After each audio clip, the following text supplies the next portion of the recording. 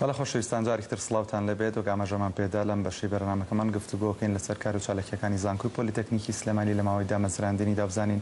جیاوازی ئەم زانکۆیە لەگەڵ زانکۆکانی دیکە هەرێمی کوردستان چییە بۆ گفتوگۆکردنی زیاتر لەسەر ئەم بابەتە لەگەڵ دکتۆر ئالان فەرەیدون سەرۆکی زانکۆی پۆلیتەکنیکی سلێمانی گفتوگۆکەین لە ستۆدیۆ لە لامان میوانە بەخێر بێ کاک دکتۆر. زۆر سپاس. بەنی باش. بەنی باش. ئەم زانکۆی پۆلیتەکنیک لە کێوە دامەزراوە چ جیاوازێکی هەیە لەگەڵ زانکۆکانی دیکەی کوردستان؟ بەڵێ بەنی باش لە ئێوە و لە بینەرانی بەڕێزی گەلی کوردستان. زانکۆی پۆلیتەکنیک سلێمانی خاوەنی مێژوویەکە دەبێت پێشەکی باسی مێژوەکەی بکەین. سەرەتا بە پەیمانگای تەکنیکی سلێمانی ئەم زانکۆیە دەستی پێکردووە. ساڵی 1970 دامەزراوە پەیمانگایە و دوای ئەوە لە هەشتاکانە بە فەرمانی ڕژیمی بەعەس ئەم پەیمانگایە داخراوە. پاشان دوای ڕاپەڕینەکە ئەم پەیمانگایە گەشی بە خۆیەوە بینیوە و چەندین بەشی زانستی کردوتەوە. دوای ئەوە پەیمانگای تەکنیکی سلێمانی بۆ بە دەستەی پەیمانگای پاشان بە بڕیاری حکوومەتی هەرێمی کوردستان بۆ بە دەستەی خوێندنی تەکنیکی کە کۆلێجی تەکنیکی تیا بووە و هەتا خوێندنی بڕوانامەی بەکەلۆریۆسی دا لەگەڵ بڕوانامەی دیبلۆمەکەیە. لە ساڵی 2012 بە فەرمانی ئەنجومەنی وەزیران و پەرلەمانی کوردستان سێ زانکۆی پۆلیتەکنیک لە کوردستانە دامەزراوە. زانکۆی پۆلیتەکنیکی سلێمانی کە ئێستا لە پارێزگای سلێمانی و هەڵەبجە دابەش بۆ دەستگاکانی 8 پەیمانگا و 5 کۆلێجی پسپۆری هەیە لە بوارە جیاوازەکانە. واتە ئەم زانکۆیە خاوەنی مێژوویەکی زۆر گەورەیە لە خوێندنی تەکنیکیە لە ساڵی 1970 دەست پێکە و ئێستا پەیمانگای تەکنیکی سلێمانی بە گەورەترین پەیمانگا و بە پەیمانگای دایکە ناسرێ. ئێستا بەردەوام ئەم زانکۆی گەشەی بۆ خۆی بینیوە. بەڵێ دکتۆر ئالان پێشتر زانکۆی پۆلیتەکنیکی چەند بەش بووە لە ئێستادا چەند بەشە ئەو بەشانی کە زیادی کردو کە ڕۆژ بە ڕۆژ چالاکیشتان زیادی کردووە چۆنە ئەم چۆن باسم کرد یەکەم جا بە چەند بەشێکی زانستی دەستی پێکرد دەمجکردنی مەعهدی سەحی عالی و کۆمەڵێت بەشی تەکنیکی دەستی پێکرد لە بوارە تەکنۆلۆژیەکان. بەڵام ئێستا زانکۆی پۆلیتەکنیک سلێمانی خۆشبەختانە 77 بەشی زانستی هەیە لە 5 کۆلێجی تەکنیکی و 8 پەیمانگا. 5 کۆلێجەکە کۆلێجی لە ناو سلێمانی کۆلێجی تەکنیکی ئەندازیاری و کارگێڕیمان هەیە، ئەندازیاری کارگێڕی تەندروستی لەگەڵ ئینفۆرماتیک. لە هەڵەبجەش کۆلێجی تەکنیکی کشت و کاڵیمان هەیە و 8 پەیمانگامان هەیە دابەش بۆ بەسەر سلێمانی و چەمچە ماڵ و دوکان و کەلار و دەربەندی خان و هەتا خانەقینیش ئێمە چەند بەشێکی زانستیمان هەیە و هەڵەبجە و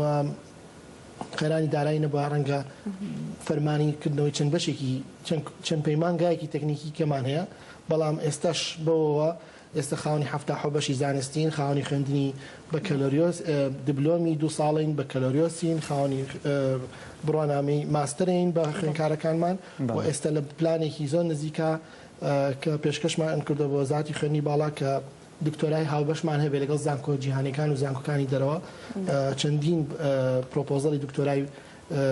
لە بوارە گرنگەکانە ئێستا پێشکەش بۆ وەزارەت کردووە لەم نزیکانە دەسەکەین بە جێبەجێکردن. باش زۆر باشە. دکتۆرێکێک لە ئەرکەکانی زانکۆ دروستکردنی کەسی پسپۆڕە بۆ پڕکردنی پێداویستەکانی بازار تا چۆن زانکۆی پۆلیتەکنیک توانێتی ئەمە بکات؟ بناغی دانانی یان کارکردنی ئێمە لە زانکۆی پۆلیتەکنیک سلێمانی ئەوەیە کەسانی پراکتیک بخێنە ناو بازاری کارەوە. ئێمە کە منهەجەکانمان جیاوازی هەیە لەگەڵ زانکۆکانی کە ئەوەیە کە خوێندکاری ئێمە سا 60 خوێندنی پراکتیکیە سا 40 نەزەریەوە تا ئەو خوێندکارە یان ئەو کەسی کە دەرچووی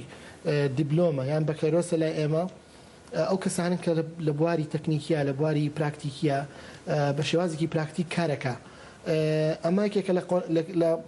لە خاڵە گرنگەکانی کە ئەمڕۆ ئەبێ حسابی بۆ بکەین لە بازاری کارە. ئەو کەسانی کە چێناو بازاری کارەوە ئەبێ کەسانی من کە بتوانن بەدەستی خۆیان کارەکانیان جێبەجێکەن. ئێمە دراسیشی بەردەواممان هەیە لە ڕێگای سنتەری بەکارخستن و ڕاهێنان کە بە هاوکاری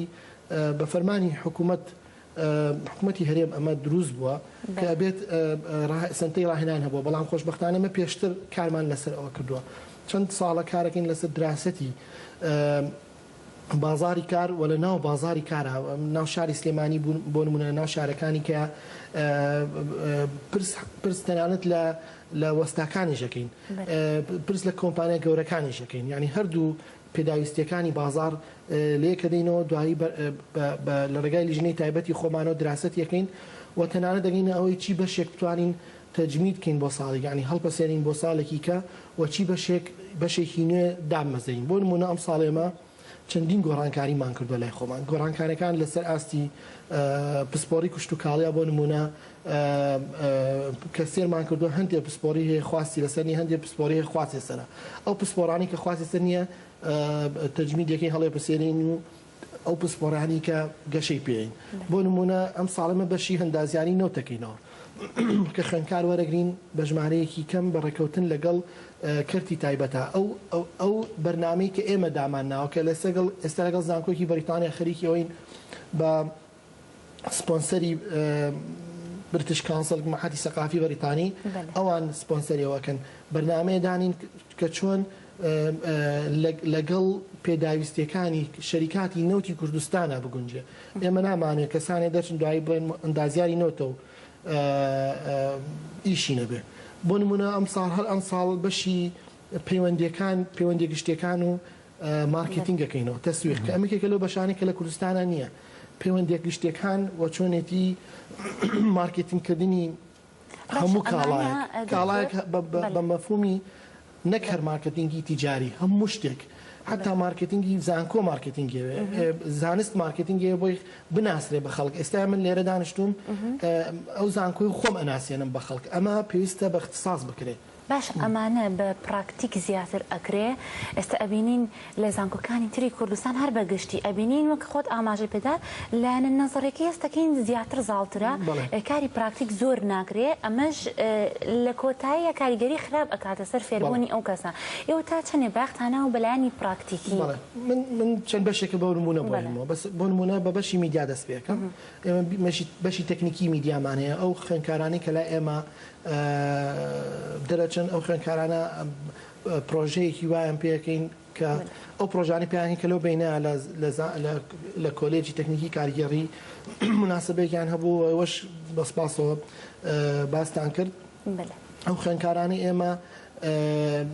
پرۆژەی خۆیانیان هەیە و چنە ناو بازارەوە بۆ نمونە لە بواری فۆتۆگرافە لە بواری دروستکردنی بەرنامەیەک یان ڕێپۆرتاژێک لەسەر بابەتێک هەمووی خۆیان مەسئولن لەوەی چۆن کار بکەنەوە پرۆژەکانیان تەقدیم بکەن وەکو بۆم باسکردی سا 60 خوێندنیان بە شێوازی پراکتیکە کە ئەمە خۆی لە خۆیە هاندانی و خوێندکارەیە کە بە زیاتر بەلای پراکتیکا بڕوە و نمرەکانی زیاتر بەرەو پراکتیک بڕوە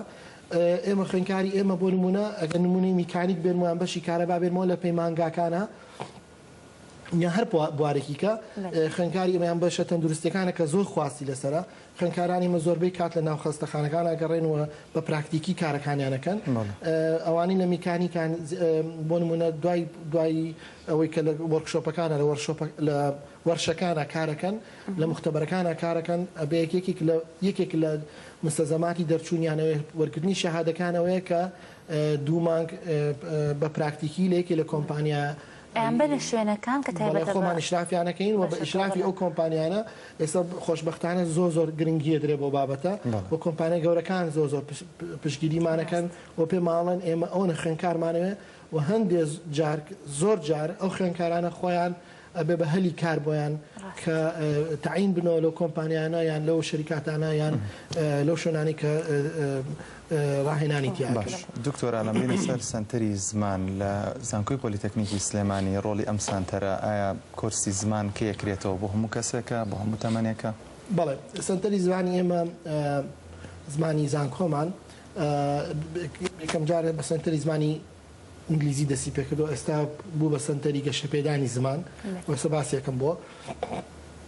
سنتەری زمان لە زانکۆی ئێمە ساڵێکە شتێکە دامەزراوە و خۆشبەختانە زۆر قۆناغی زۆر گرنگ چۆتە پێشەوە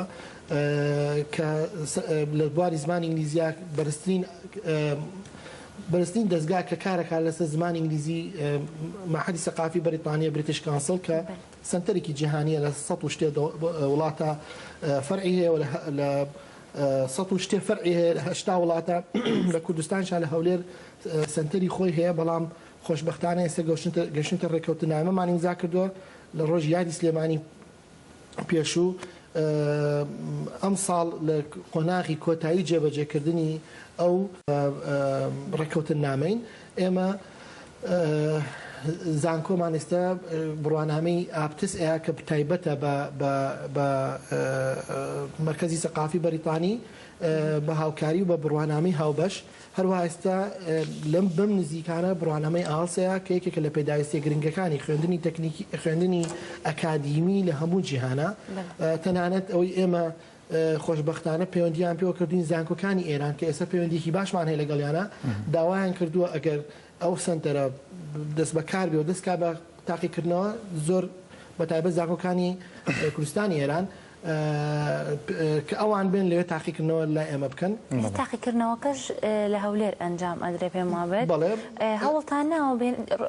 بەرنامەی هەفتەی پێشوو داوای دووەتە لەمە بەشا بوو مامۆستایەکی بەڕێزمان هێنا باسی لەوە کردکەوتمان بۆ چی ینی بۆ لە هەولێر ئەنجام بدرێ بۆ لە سلێمانی و بڕۆن یعنی ئەو ئێمە بین بە سنتەری زمانی ئێمە بە تاکە سنتەری پارێزگای سلێمانی و هەڵەبجاک بە مەرتەرەف بە ڕەسمی و بە چەندین فیلتەری ڕاوشکاری ئاسایشی خۆیان هاتووە چەندین فیلتەریان بۆ داناوین لە هەموو بوارەکانە ناچمە تەفسیلەوە بەڵام هەر لە کامێرەکانەوە هەر لە چۆنێتی حیمایەکردنی و جێگایە چۆنێتی ئەنجامدانی تاقیکردنەوە سیستەمەکان لە بەریتانیا چۆن ئەنجام بدرێ لە زانکۆی ئێمە بۆ شێوازە ئەدرێ و سپاس بۆ وەزارەتی خوێندنی باڵا کە زۆر پشتیوانی ئەو بابەتی کرد جنابی وەزیر زۆر پشتیوانی ئەو بابەتی کرد و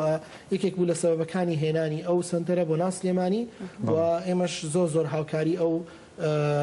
ینی زۆر بەدەمیان هاتانە بە زووترین کات زۆر لە نزیکانە ئەلانە کرێوە ئێوەش بە تاکید ئێوەش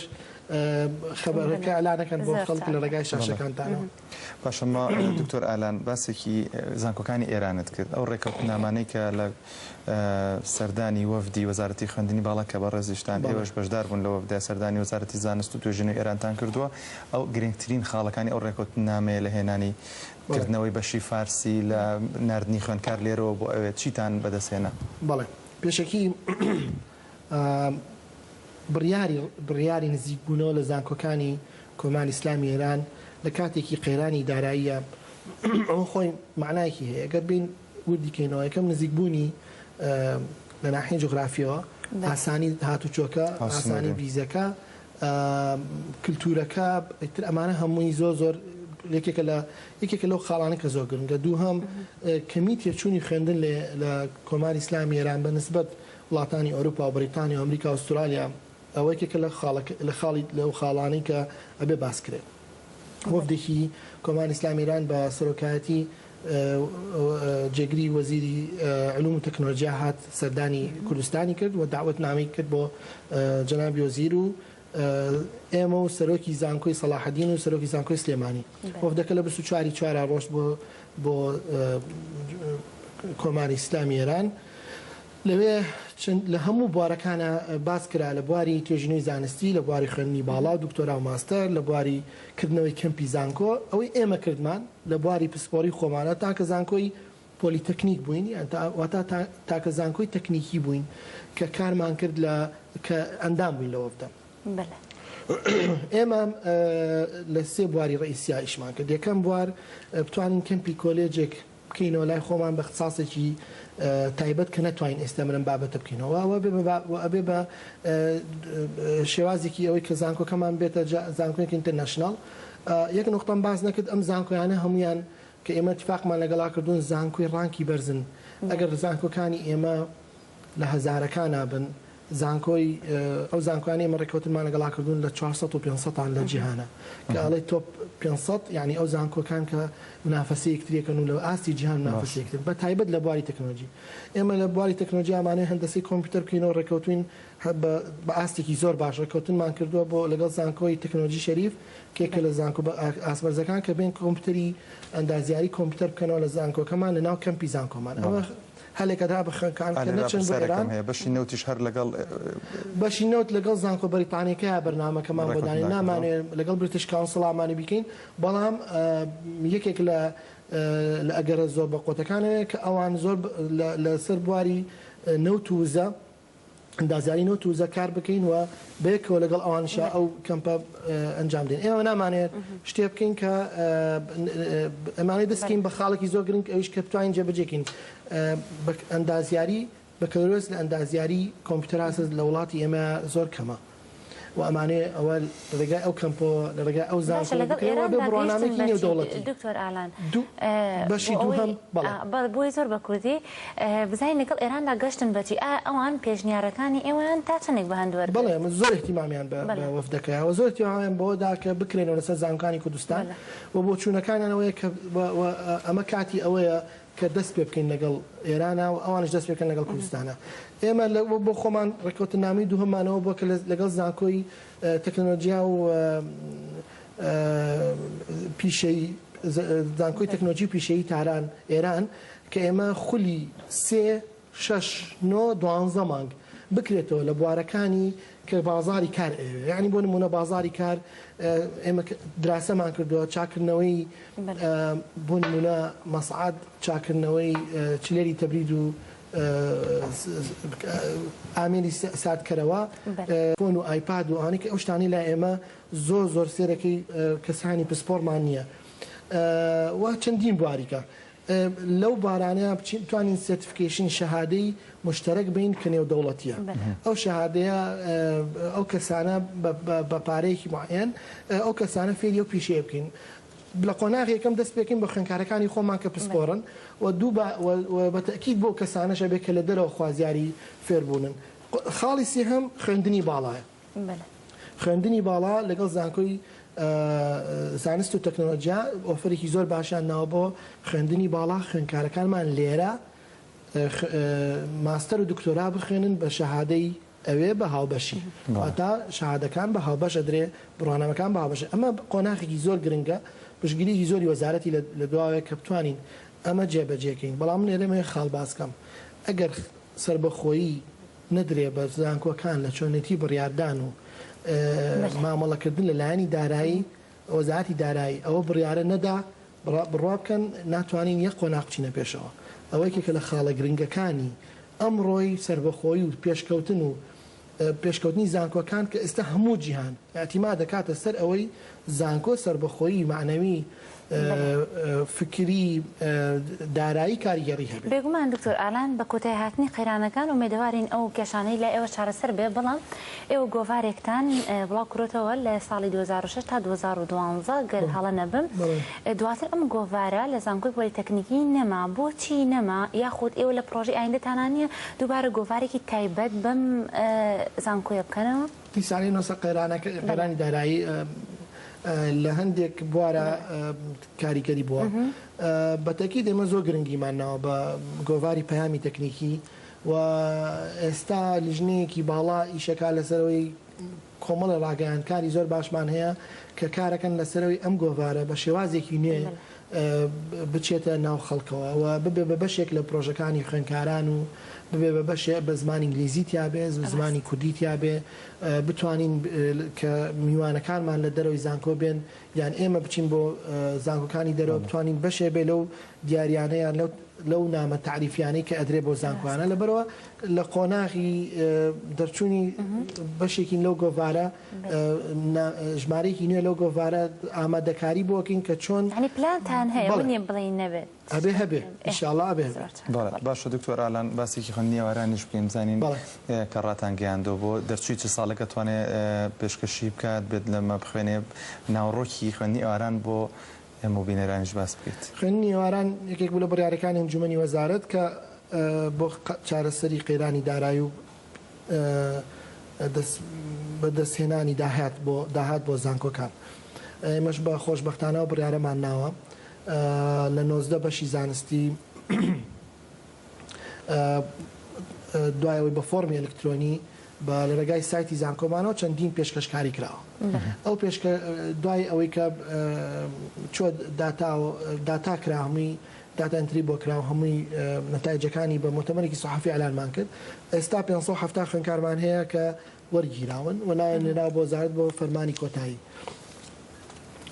لە یەکی حوت و دەست پێکەینەوە دووبارە بۆ ساڵی ئەمانە بۆ ئەم خوێندکارانە 2016 حەڤە وەرەگیرێن و ئەبن بە بەشێک لە خوێندکارانی زانکۆمان خوێندنی تایبەتی ئێواران. ئەم خوێندنی ئێوارانە بە پارەکەی کە دانراوە بۆی لە هەندێک جار کەمترە لە 150 خوێندنی تایبەت لە زانکۆ تایبەتەکان. و یەکێکە لە قۆناغە گرنگەکانی کە ئەمڕۆ ئێمە زۆر تەکیدی لەسەرەکەینەوە ئەوەی یەکێک بوو لەو بابەتانی کە زانیمان خوێندکار خوازیاری چی خوێندنێکە و لەسەرەوە ساسە گەشە بە چی خوێندنێ بین و چی جۆرە خوێندنێ بین و چی بەشێک بکرێتەوە و چی بەشێک هەپەسانی بۆ بکرێت زۆر گرنگ بوو لەو قۆناغانەی کە زۆر گرنگ بوو. دکتۆر ئالان لە ڕۆژانی ڕابردووە کۆلێژی تەکنیکی تەندروستی لەگەڵ زانکۆیەکی ئیتالی کۆنفرانسێکتان کردو بە ناونیشانی مرۆڤ خۆراک و کللتور و سمپۆزیەمێکتان ساز کردو. سمپۆزیەم چییە؟ ئامانجی چیە و سوودی چییە؟ ئێمە لە ساڵی 2014 چەندین چالاکیمان کرد کۆمەڵە سمپۆزم و کۆنفرانسمان کرد. سمپۆزم بچووکراوی کۆنفرانسە یەک ڕۆژەیە کۆمەڵێک سیمینار کۆمەڵێک مەسجەگەیەنی و دوایی دەرگاکەیتەوە بۆ مناقەشە. لەگەڵ ئێمە پەیوەندیمان هەیە لەگەڵ چەندین زانکۆی جیهانی و ناوخۆ. ئەو کۆنفرانسە لەسەر بابەتی تەندروستی خۆراک بووە و دوایەوەش هەر ڕێکەوتن نامەیەک لەگەڵ ئەو زانکۆی ئەنجامدرا. ئەمە یەکەم چالاکی نەبووە، تەمان چەندین چالاکی ترمان هەبووە و چەندین چالاکی ترمانیشە بێ. خۆشبەختانە کۆلێژ تەندروستیەکەی لە کۆلێجانی کە زۆر خواستی لەسەرەوە چالاکی زۆری هەیە لە بواری خۆیە. لە چالاکی خوێندکارانمان هەبووە، چالاکی مامۆستایانمان هەبووە و ئێستا لە قۆناغی توێژینەوەی هاوبەشین لەگەڵ ئەو زانکۆی ئیتالیا لە بواری تەندروستی و خۆراکە لەگەڵ زانکۆکانی ئێرانی شەهر زۆر پرۆژەمان هەیە کە لەم بینە ئەلانەکرێ بۆ خوێندکاران و مامۆستایانمان. دکتۆر ئالان وای سەرکەوتتا بۆ خوازێن ئەم هەزمان دەکرد کاتەکە زیاتر ئامادەبوونت ئەرکردکێشە هیوادارین چالاکی زۆر باشتر و بەردەوامبوونی زیاترتان هەبێت. زۆر سپاس بۆ ئێوە. ئامادەبوونت. خۆشەویستان تەوەری کۆتایی